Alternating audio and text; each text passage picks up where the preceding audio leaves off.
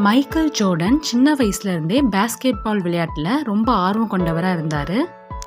ஆனால் அவருடைய school basket பால் டீமில் அவரை தேர்வு செய்யலை.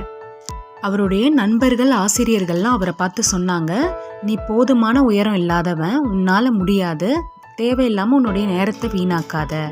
ஆனால் ஜோர்டன் எதையுமே மனசில் எடுத்துக்கல. அவர் அதுக்கு பதிலாக ஒரு முடிவு எடுத்தார்.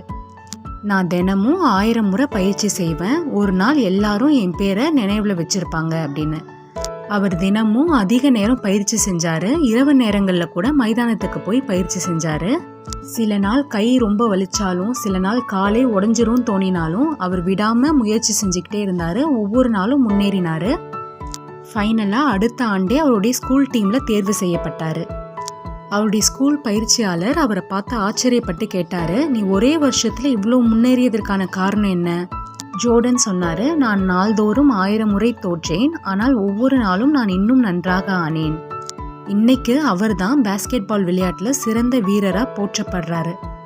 NBA தலை சிறந்த வீரராக வளர்ந்தாரு. அது மட்டும் இல்லாமல் உலகம் முழுவதும் அவருக்கு கோடிக்கணக்கான ரசிகர்கள் இருக்காங்க.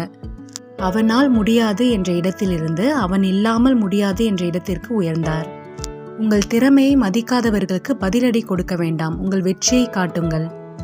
நம்பிக்கை மற்றும் கடின உழைப்புடன் இன்று உங்களை நிராகரிப்பவர்கள் நாளை உங்களை கொண்டாடுவார்கள். தேங்க்யூ.